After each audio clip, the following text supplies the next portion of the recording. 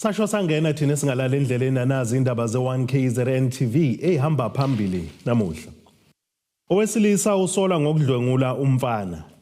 Ithemba ngebhange ithala kanti ubuyele kwekaMadlanga umkhwanazi. Lena beselo siyakhuleka kwendaba zethu ze1KZN TV. Sanibonani. Uvele kafushana namuhla enkantolo kaMantshi Mzumbe umthandeni sengane osola ngokunukubeza kumfanyano neminyaka e14 ubudala wasemthwalume. Okuhlalukile ukuthi njengoba kuze kwaboshwa kumthandeni umfanyana lona neminyaka e14 obudala naye ubanjwe kedlwengula umfowabo neminyaka e7 ubudala naye wakhalelwa ngamasongo kaSigonyela. Ubingelela imantshi umthandeni sengane osola ngokudlwengula umfanyano neminyaka e14 ubudala wasemthwalume. Kuze kuboshwe umthandeni umfanyano neminyaka e14 ubudala naye wabanjwe edlwengula umfowabo oneminyaka e7 ubudala. Wabe sechaza ukuthi wayibona kuphi lento eveza ukuthi naye uyadlwengulwa. Usihlalo weWomen of Umthwalume abebekhona enkantolo uyachaza. Njengoba silana ke umthandeni ubekwe icala lokunukubeza umntwana ona 14 years okumntwana womfana. Lo mntwana ona 14 years kuze kuvela ukuthi umnukubezile ingoba lo mntwana ona 14 years waboshwa eboshelwa ukunukubeza umntwana ona 7 years. Ngesimo sokubuka ke indlela u14 years owenza ngayo ku7 years kwangithinta kakhulu ngathi ake ngiyilandele le ndaba. Ngayilandela le ndaba ngacela nama social worker ukuthi angilekelele ngoba ngase ngutholile umnyombo wayo ukuthi nawo 14 years wahlukumezeka uhlukunyezwa umthandeni. Uthi uma umntwana oneminyaka e7 ubudala echaza indlela anyukubezwa ngayo wabona ukuthi akalandelele athola umnyombo ukuthi lona oneminyaka e18 uyifunde iphi lento. Umntwana lo ona 14 naye oboshela icala lakhe lokunukubeza ona 7 years sathola indlela wathi mechaza ngayo ona 7 years ukuthi benza ngayo lona ona 14 esebenzisa uvaselina izinto ezijulile nje obonayo ukuthi lezi zinto zisebenziswa umuntu omdala. So indaba yaqala lapho ukuthi ke ngibe nokulandelela ngahamba ngaze ngofika ekhaya lakhe umntwana ngacela uanti omdala ukuthi ngicela ngikhulumele nomntwana. Umntwana ke waze wagonyuluka ke walikhuluma ke iqiniso ukuthi naye ubenokubezwa umthandeni. And umthandeni ke khona la ngaphakathi enkantolo ayi cha amacala akhe bandla nkosami imbuzile imantshi wathi uyawaza amacala akhe uyawavuma amacala akhe. Uthi bafisa umsolwa athola isigwebo simfanele angabuyele emphakathini. Ishaqisa kakhulu lento ngiyafisa nje ukuthi umthandeni angabuyeli inhlobo emphakathini athola isigwebo sakhe simfanele ngoba uma uyiphenyo ilandela akuzona kuphela zowuthule izingane zikhona nezinye izingane esewake wazithinta wayenokubeza kuyikona ukuthi abantu abathanda ukukhuluma basathandi nezingane zabo. Ube eseluleka abazali ukuthi baqaphele izingane zabo zabafana. Ukuthi isikhathi esiningi sinaka kakhulu izingane zamantombazane ukuthi izona ezinukubezayo. Ngiyabacela nje ngiyabanxanxa abazali abanezingane zabafana ukuthi ake manje banake kakhulu izingane zabafana ngoba kubukeka ngathi labantu abagangayo sebebonile ukuthi izingane zamantombazane ziyanakwa ziyahlolwa yonke lo yonto. So manje sebegangele izingane zabafana. Ngiyacela nje ukuthi umzali uma engabebonza ikhonto angayiqondi ngengane yakhe yomfana ashesha kusukumele lokho sithinte nathi sikhona bakhona abangithinta ama social worker silekelelane ukuze izingane ziphephe. Lo mbiko beniwethulelo zamando sicele kuzindaba ze1KZN TV ngisenkantolo eMzumbe. Njengoba kwaqoka ibhodi elisha le-Ithala Development Finance Corporation uKhayo Mpungoso nguhlalo walo uthi baseyinhlelweni zokuthuthukisa iThala ukuze kuthuthukiswe nabantu bakwaZulu Natal. Lokhu kuvele ngesikhathi ke bezohlola enye izimboni yakhele kwezakheni keMnambithi ukuthi ke bekwazi ukubona nokuqondisisa umsebenzi abaphathiswa wona kanye nokubheka lapho ongathuthukiswa khona ukuze ke liqhubeke nokusimama iThala. Usihlalo webhodi le-Ithala Development Finance Corporate Limited uKhayo Mpungose uthi bazobheka kule ndawo ukuze bebe nokuqonda umsebenzi abaphathiswe wona. Sivakashela ukuba sizozibonela ngokwethu ukuthi kwenzekani la ezakheni industrial estate. Inhloso esinayo ukuthi siyaqonda ukuthi KwaZulu Natal inkulu kakhulu. Ngakho uma ngabe sovele sithi siba nemhlangano sihlale nje eThekwini ngoba kuyinhloko ofisi ye IDFC ithala kusho ukuthi sogcina sihola iorganization singayiqondi singabaqondi nabantu bakhona ngoba phela kunama stakeholders la kukhona abasebenzi bethu abalapha isebenzi zethala kufanele sizibone kufanele futhi sibone nalabo banama factories la kule estate sikhulumisane nabo siwahambele siwabone. Kanti uthi basezinhlelweni zokuba beqhubeke ukusebenzisa ibhange ithala. Ibank njengoba nakuba li subsidiary yethu njengoba lingenayo license lingathatha ama deposits isho ukuthi vele masiqhubeka nokutrade ngendlela efanayo kusho ukuthi akukho viable. So akube khona indlela yokubheka ukuthi sizosebenza kanjani differently. So i-decision sethathwe ukuthi asibe divisionalized, meaning ibank isiyingxenye yeThala Development Finance Corporation. So sibhizi ngalokho ke njengamanje ukukwenza ngoba leso sinqumo sathwe mhla 27 March by cabinet yaKwaZulu Natal eholo umhlonishwa uNdunankulu umhlonishwa uThami Ntuli. Ubese veza ukuba okumqoka njengamanje ukuthi bekwazi ukuthuthukisa lenkampani. Ukuphumelela kwethu ukuphumelela kwethala lonke ukuphumelela kweKwaZulu Natal yonke. So ke kusicacela kahle ukuthi izinselelo ziyini. So ke ikakhulukazi ukubona kakhulu ukuthi ama subsidiaries ethu number 1 okuyiyona iThala Stock Limited ukuthi liyaphumelela. Kuyi interim arrangement lokho ukuthi ibe i-division ngoba kufana nenqama ukuthi iyahlehla ngesinye isikhathi ukuthi thathwa amandla njengamanje ngithi kubuyelwe ekhaya kuyithala Development Finance Corporation kuqoqwa amandla ukuze sibuyele sesinayo ilicense. Khona manjalo uthi banesifiso sokuba nezimboni ngaphandle kwesifundazwe seKwaZulu Natal ukuze kuthuthukiswe lenkampani. Sithi yebo sekhona ama properties ngoba uku-invest phela ku-properties uku-invest ngempela in what ibizwa ukuthi real estate because it's true estate uma ngabe usuke uinvest ku-property. Kubika uThobe Kadladla izindabeni ze1KZN TV ezakheni. Iphini lenhloko yamaphoyisa kamasipala wasekuruleni elisamisuwa yeJulius Mkhwanazi ubuyele kwikhomishana kaMadlanga namuhla ukuzoqedela kubufakazi bakhe ngeinsolo ezibekiwe phambi kwale khomishana. Umkhwanazi uyichitha ke insolo kwakuzokuthi ke kwabe kunguyena owagunyaza ke inkampani iMedicare 24 nezinye kuba ke isebenzisa amakhadi okusebenza njengamaphoyisa kamasipala wasekuruleni. Iphini lenhloko yamaphoyisa kumasipala wasekuruleni elisamisiwe uJulius Mkhwanazi ubuyele kuzoqedela ukuthola ufakazi bakhe ekhomishana kaMadlanga. Lokhu ke kuza ngemuva kwesikhathi esingakanani ufakazi ke ededela amakati esakeni ngezolo ezimthinte ezolweni zokuba kwamatsha igugu abiza ke 14.9 million rand eRosebank. Umkhwanazi uphikile ukuthi wajoba amaphoyisa kamasipala ukubathathe kamatsha igugu edayiswe kanti yena wayengekho ngelanga lesigameko sokuba kwawo eRosebank. There's no way that I will stand here and say the stones were taken and they are somewhere and they were taken by somebody in the city of Johannesburg per statement, because I even in my testimonies, except the statements that are there, when you check the documents, there's another document that I got. I communicated with Kesha. When the commission started, I communicated with McKinsey. I said, guys, I need the statement. What happened to the stones? It was even before I came here, commissioners.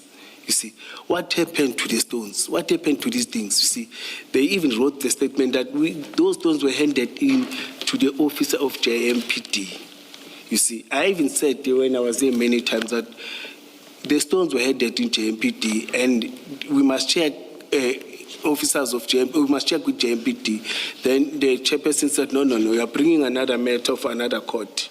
Yeah, you see, I know they were asking me about something, but I'm the one who emphasized that, no, the stones ended somewhere, and I cannot be part of the people who are taking money and even sell the person who gave me cash. uJulius Mkhwanazi uyazichitha insolo zokuthi waba ingxenye yokugunyaza inkampani Medicare 24 nezinye ukuba ke isebenzisa amakadi okusebenza njengamaphoyisa kamasipala ekuruleni uthi kwaba izihlaka ezabeke ezibhekelele ukwenza lo msebenzi ezagunyaza lezi inkampani. You would have received that approval being the initiator of the project, the formal approval. No, because, I've, said to you, we have engaged, madam. I've said to you, we have engaged, madam.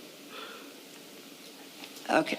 You would have received the approval if granted because you were the initiator of the project and you appreciated absent approval, you cannot move on the project. So in order for you to be issuing cards, in order for you to be issuing training material, you would have formal approval for the project, whether by the MMC, the chief of police, or whoever, but there would be written approval unless you operate differently in the AMPD. I will request you that to check with the Office of Deputy Chief of Police, Mzolo, and again you check with the Office of the MMC. Before I go check, I need you to confirm to the Commission, did you have approval? I've said to you, we've engaged, we've agreed. So you didn't have the approval? Yes.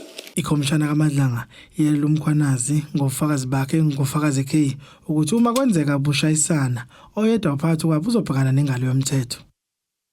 Imeya kamasipala waseMshwathi maphakathi nesifundazwe KwaZulu-Natal uMandla Zondo uthi njengoba bewumasipala omncane futhi othola isabelomali esincane benza konke okungabasiza ukuqoqa imali okuhlanganisa ukukhokhelwa kwama-rates inhlawulo kwabakhokhe emva kwesikhathi kanjalo nalabo abakhokhela amathikithi okwephula imithetho yomgwaqo. Ekhuluma kwesithangamisa bezindaba ke uveza ukuthi izinto ke yiseqhulwini ukulungisa kwemigwaqo kanjalo nezinkundla ezisezingeni emphakathini. Umasipala uMshwathi maphakathi nesifundazwe KwaZulu-Natal uthi njengoba unesabelo mali esincane ukoleka kakhulu imali kulabo abakhokha sekudlula isikhathi kanye nabaphula umthetho womgwaqo ukuze bakwazi ukwenza isidingo zomphakathi. Sinaba interest esiwathole kulabantu abangasikhokheli ngesikhathi. Singasiqoqeleka ukuthi sibashanje i-interest labo bantu. Sibe nama-operational grant bengawo, sibe nama-capital grant, sibe nama-fines and penalties. Abanye bebanawo amathikithi asemshwathi. Samele ube ubizwa u-traffic officer ngithi akakezobheka. Mhlawumbe befuna abanye bengaphesanga khona abangakhokheli. So we are raising something out of that. Inhloso yethu masibanda nakusibisa emgaqweni. Kusuke ngokuthi sifuna ukuthi bephile manabela yasemshwathi. Lokho manje ngingakho ngingakhali kakhulu. But abantu abaphela bafuna ukuthi ufake abantu aba-15 endaweni yasemshwathi. Kufanele sibheke ukuthi baphelile abantu babehamba endaweni yasemshwathi. Then sibe nama-sales of wood, lezi izinto, that's how we are making. Lo masipala uthi uvele usuqalile ukwenza izinhlelo zokuletha kwengqalasizinda emphakathini okuhlanganisa imigwaqo, izinkundla zezemidlalo kanjalo namahholo emphakathini. Do i-highlight kwezinye zezinto eziyiservice yethu. Ngikhulume ngo-32.7 million we-MIG, Municipal Infrastructure Grant, for this financial year at the Esho Kubamwane, no medidika kancane sibona izolo that's why bantu. Izolo sika what 11. I was sending over a contractor then. Yabona uzoqala ngoJuly financial year wethu. Sengiyabahela over kuloso contractor manje. Uzakuqala uJuly bebe senenethini. So we were handing over contractor ekhuluma noMrs. Funa siyohela over komunye Thokozani ozokwenza imigaqo khona nomunye ozokwenza i-picnic site. Sesiqalile siyabathula kusokontra. So this financial year we are having or casting the road 11 with value 11.5 million. Similarly, upgrading of important sports field. On the sports field, esakhiwe kahle regional sports field lapha. We applied for good Department of Sports, Arts and Culture. Basinikeza about 13 million. So esuspenda lapha ekulungiseni ground. We will be upgrading e-tolls and internal roads for 9.5 million.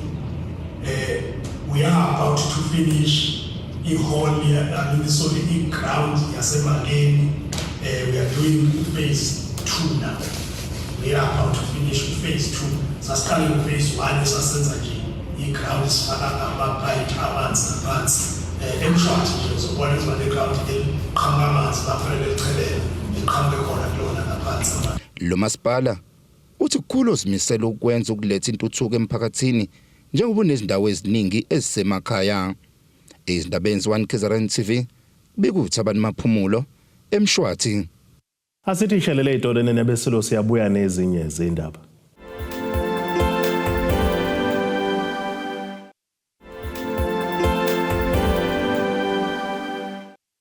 Asibonge siphinde sinamukele futhi kwindaba zethu ze1 KZN TV nazo izona ehamba phambili namuhla. Owesilisa usola ngokudlwengula umfana. Ithemba ngebhange ithala kanti ubuyele kwekaMadlanga uMkhwanazi. Induna zamahostela ahlukene eThekwini KwaZulu-Natal zibike inkinga ebhekene nabahlala kulezi indawo kungqongqoshe umnyango wezokubusa ngokubambisana nezindaba zomdabu esifundazweni umfundisi ukuthula Sizwe Buthelezi ngesikhathi bebambe kumhlangano ubhunga ngendlela ongathuthukisa ngazo lezi indawo. Lo mhlangano ububanjelwe eThekwini KwaZulu-Natal. Ukudubulana kwezinsizwa emahostela, ukugqoza kwentuthuko ngezinye zezinto ezibeseqhulwini emhlanganweni wokubhunga ngezinkinga ezibhekene nabahlali basemahostela eThekwini. Lapha emahostela kunenkinga enkulu engizwa ingadideki, kunenkinga yokuphepha, kunenkinga yokudubulana kwezinsizwa. Angizwa leyo nto, izinsizwa ziyafa ziyadubulana emahostela. Izinsizwa ayikuquzeleki ukuphuma zihambele imicimbi yesilo. Izinsizwa emahostela siyayibiza njengey'nduna aziphumi. Inkinga emahostela ngama-project. Kuyimanje lapha ehostela lethu. I-project iqale ngonyaka odlule kodwa kubonakala ukuthi kwenzakalani kufanele ngabe yokuphela. Mina nesikhalazo salezi hambane zabantu elokhu zawisela isitezi sinadeyezi. Iyafika ibudget unyaka nonyaka edlula kodwa lesi stage asakhiwa esibizwa ngo-Block F lapha ehostela eWema. Sinenkinga ukuthi ingani lesi stage singakhiwa. Wafika ibudget yakhona unyaka nonyaka ishona khona. Sithi-ke namhlanje kuzogezelwana-ke ngoba sesiphoqo somlomo sisakaza ngusibeka. Abalela ngaphezudlana kweshumi esewonke amahostela ngaphansi kamasipala eTheku kanti kuzokhumuleka ukuthi lezi indawo zidume ngokuba izinda zobugebengu ikakhulukazi iziqabi. Ungqongqoshe wokubusa ngokubambisana nezindaba zomdabu usike bazama ukuba nazo lezi indawo zingasileli emumva ngentuthuko. Labantu basemahostela babukeka benganakiwe ngoba isikhathi esiningi noma kulungiswe emahostela uma sekuphelile abaningi abantu bayithola sebethuswele indawo namathuba omsebenzi asuke khona awafinyelele emahostela. Ngakho ke namhlanje besihlangene namahostela onke nezinduna zamahostela namakhansela amele umasipala waseThekwini ukubona ukuthi maphi amasu esingaqhamuka nawo ukuthi sithuthukise inhlalonhle yabantu basemahostela. Kulomhlangano kuphinde kwadluliselwa umfaniswano walabo abayizinduna emahostela. Mhlambe nobe ngazi ukuthi mhlambe ngumdidiyeli ngasebuholeni bomdabu kodwa uzokwazi mangabe ngibona ngifake lesi skipa lesi ukuthi ozinduna lezi abadidiyeli lezi abaholi laba bamabutho okuyibona bona abaphethe insizwa ngokwamahostela ukuyibona ababhekana nazo zonke nje inkinga isuke ikhungetha amahostela ngokuhlala kwezinsizwe emahostela. Ngaba yalo kusho ukuthi kubalekile phela ukuba umholi wempi yengonyama ngoba kusho ukuthi awumele labo bantu osukubabheke kulo ndawo umholi nje noma ngabe kuthiwa kuphelela uzulu wonke mawuqhamuka kanjena kuyabonakala ukuthi umholi lokufana anika indawo yakhe nabantu abanika indawo yakhe noma uthola bexabana belimazana kodwa mawuqhamuka xazululo. Lo mhlangano uzophinde usingathwe ukubhunga ngokujulile ngalezi ndawo. Esindabeni ze1 KZN TV kube uNtombi khona Mvubu eThekwini.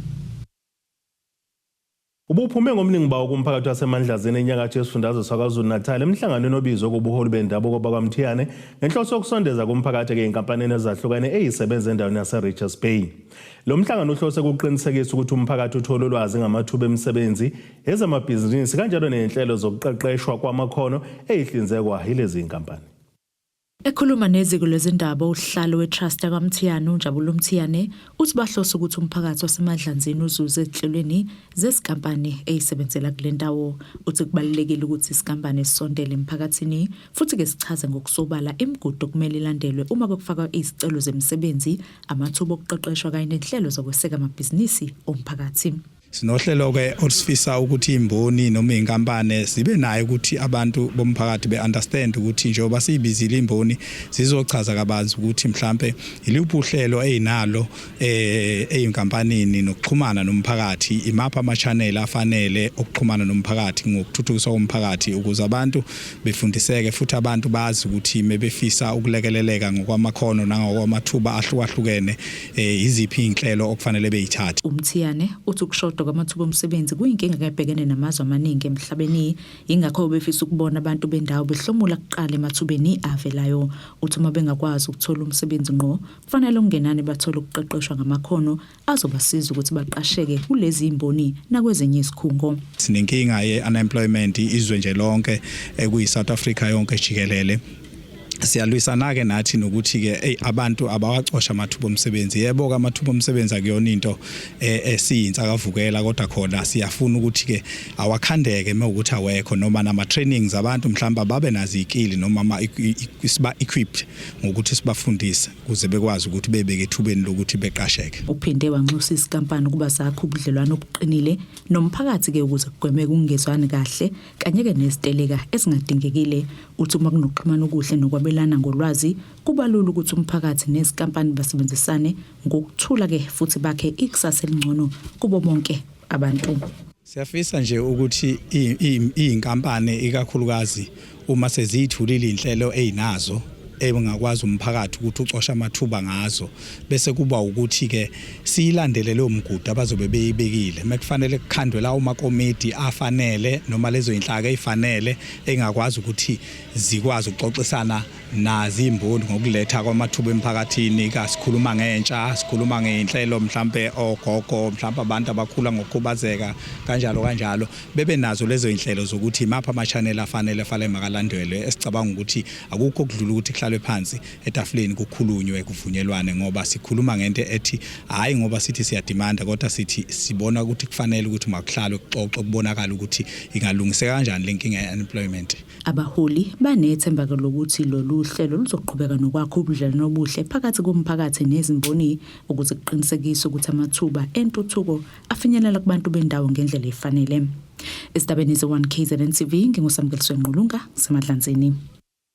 Izikole ezingaphansi kamasipala kwaDukuza ke ifundiswe kabanzi ngokubaluleka kokuguquka kwesimo sezulu nokunakekela imvelo.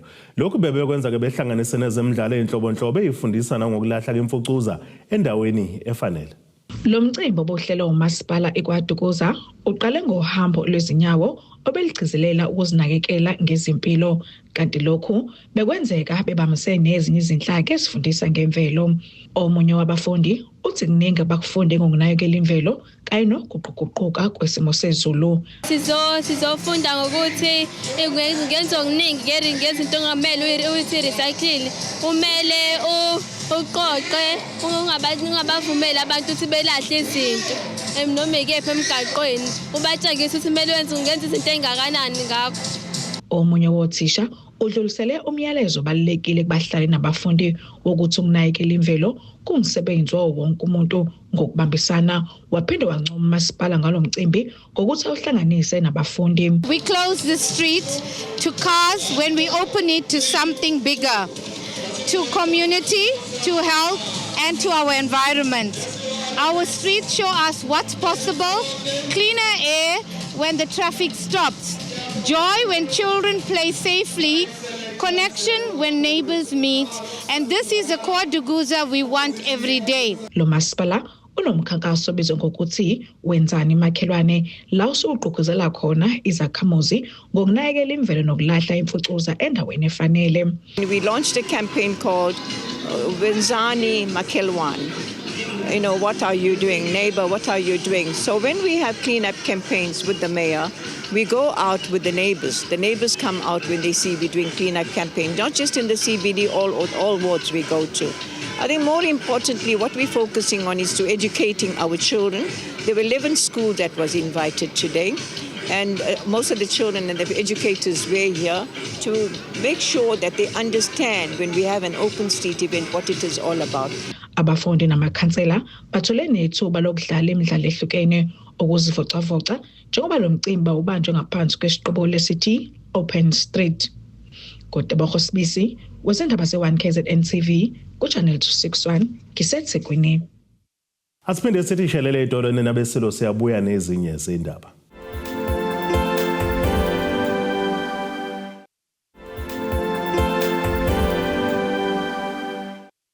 Asibonge siphinde sinamukele futhi kwindaba zethu ze1KZN TV nazo izona ehamba phambili namuhla.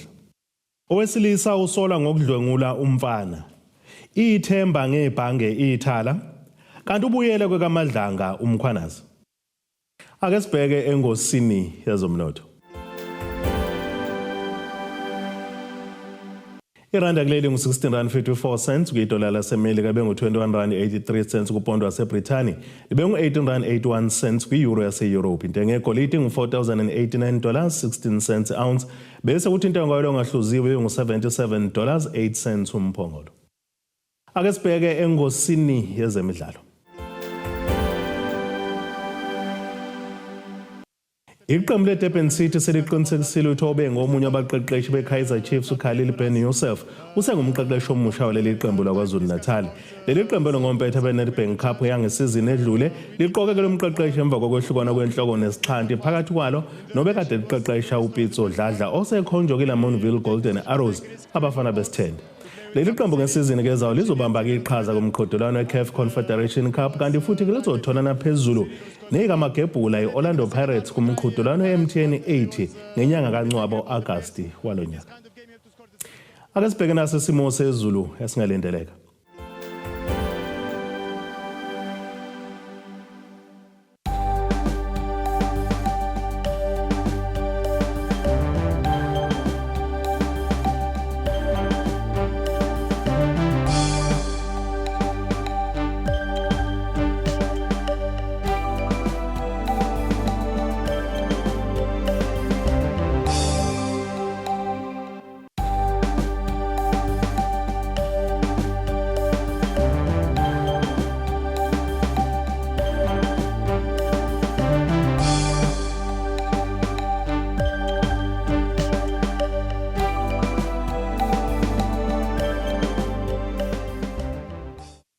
Iyani nabakaqamba lenkomo zilahlekile zodliwa umdlebe kwasoshangano kamzimba umntwana nethimba lonke leindaba sithe ixabene. Abethuli bethu bezindaba baxhaswe iThulis Bayview Bridal. Ungabashayela kulezi zinombolo ezivelile